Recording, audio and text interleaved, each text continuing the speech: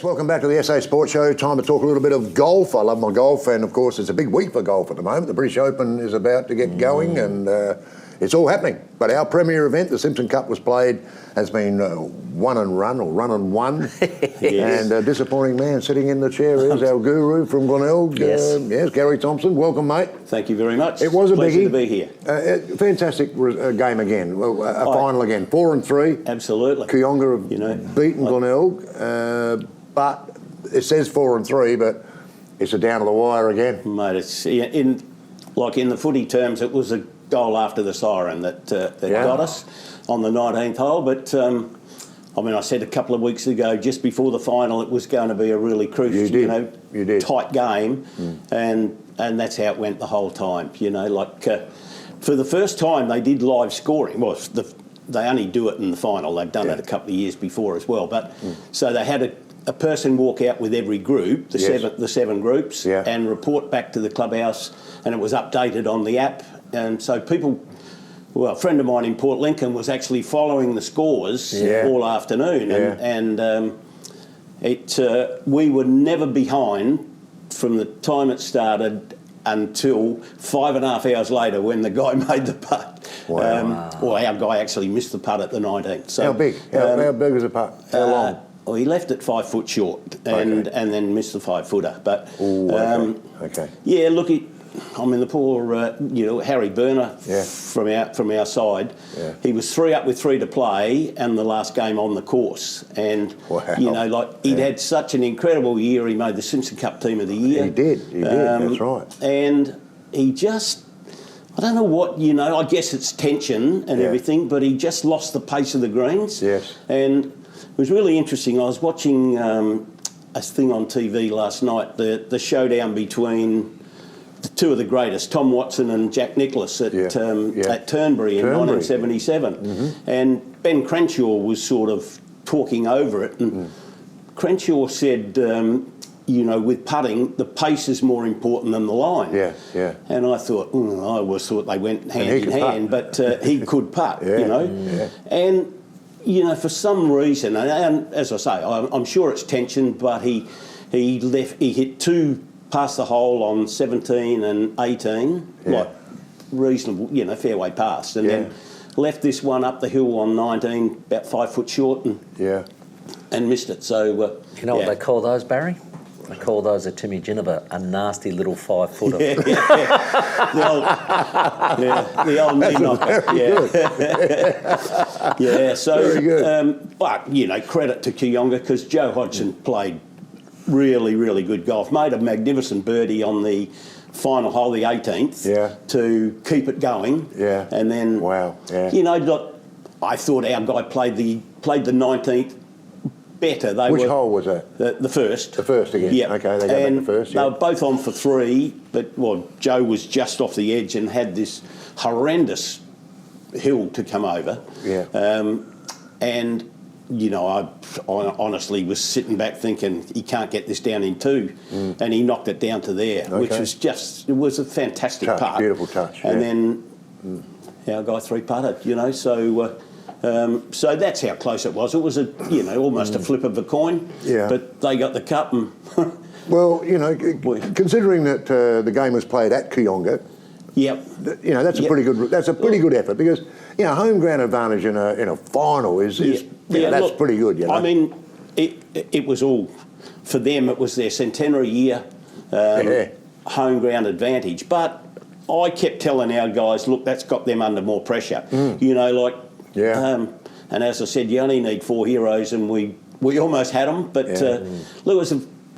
most of the games, there were 2 sort of.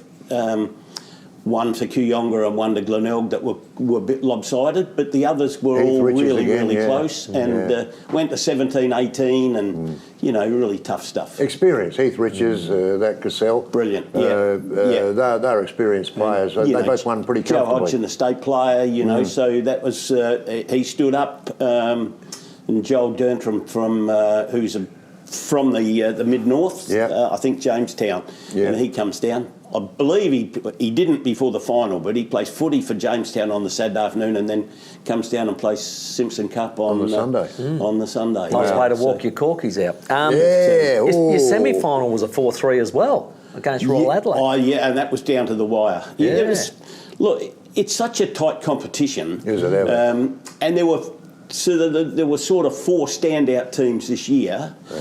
I'm looking forward to next year because I think, like the Thaxted Park, Grange will be better next year. They had an off season this year. Thaxted Park got some really good kids coming through. The Vines proved with their Bonner Cup. They've still got a pretty solid squad. They're going to be good. Mount Osborne come in for the first time Promoted. in, I think, 20 years. They beat West got Lakes. promoted. Yeah. So it's going to be interesting for them. Look, because I haven't had anything to do with their side in my 12 years managing Glenelg, I don't know their players, but I think they'll find it pretty difficult coming in because there's 7 good sides already in there. Yeah. So I've got to ask you about that because West Lakes, which they're called now, I think Yes, they're not yeah. Riverside anymore. Yeah. West Lakes. Yes. They've lost a few finals. They've Yes, lost they a few they have. top finals, And they promotion lost- finals. They lost the B2 final to get up into Bonner Cup. So There you go. it was a dirty day for them. Yeah. Well, Well, they've had a dirty few years. Yeah, they have. Yeah. They have. So, As far as finals go. Yeah, but I think they're a club that suffer a bit. A lot of their good players go to Grange. Yeah. Just that step up. Yeah. They're only over the road virtually, but just a step up to go to a club with probably better coaching facilities and things. And a lot of their ordinary players stay at West Lakes.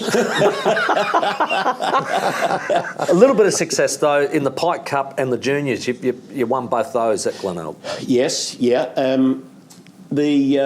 Our juniors, like we have a good junior program, and that was we've got a couple of really good young kids coming through there. Yeah. And I think we had a couple of seniors in the Simpson Cup side that who knows, they need to be up and about next year because. Yeah. These kids have got more chance of improving than what they have. Yeah. And, Good point. we'll be looking... We've played 2 young kids this year and we'll be looking to play a couple more next year, I would think. Fantastic. They're the future of your club, so you have to... you've got to give them every opportunity. And, it's just fantastic to see them, the way they put in and the practice that they do. Baz would have been better players if we'd have had that opportunity. Well, I was a grinder. I was a hard track worker. You know me, Duck. Yeah. Now, mate, very quickly, because we're running out of time, but the British Open, we've got quite a few starters. Best tournament of the year. It is the best tournament of the year. I agree with that. Yeah. We've got quite a few Aussies. 10 Aussies playing in it. 10? 10, Is that right? Yeah. couple of almost unknowns. But we've certainly got opportunity, chances with, Cam Smith, Defending champion. Adam Scott, Jason Day, Minwoo Lee, Lucas Herbert maybe, but I think that'd be in that five. our chance. From there, I think Scheffler, the way he played the Scottish Open, with a bit of luck, he'll be right in it. McIlroy, I thought, used all his luck at the Scottish Open. He hit some terrible shots early and got away with them. So he did. Difficult to win 2 weeks in a row. Yes, but he's such a good player. Yeah, as you saw at the end of the Scottish Open, the 2 iron shots he played to the 71st and 72nd were outstanding. So and Cam Smith put on an absolute clinic in the last Live Golf event as well, which was quite staggering the way he putted during that tournament. He's a brilliant putter, and I think he's. I think he's got his game ready for this too. He's even stated that he took too long off over the summer, and it's taken him a while to get back into it. And it's such a fine line, this game. If you're not at it, you lose it very quickly. Well, mate, if I had 140 million in the bank from Liv, I might have a couple of weeks off myself. Well, I believe it helps. I can't say it does help, but I believe it helps. Yeah. Good on you, mate. Thanks for joining us. Thanks, Gareth. Gareth. Pleasure. It's been another great year for the Simpson Cup, and we look forward to next year, which we think will be even better. I think it'll get tighter again. Yeah. Yep. Good on you, mate. Fantastic. Well Thanks for done. joining Cheers. us. Gary Thompson, our very special guest from the Glenelg Golf Club, and we'll be back with more in just a moment.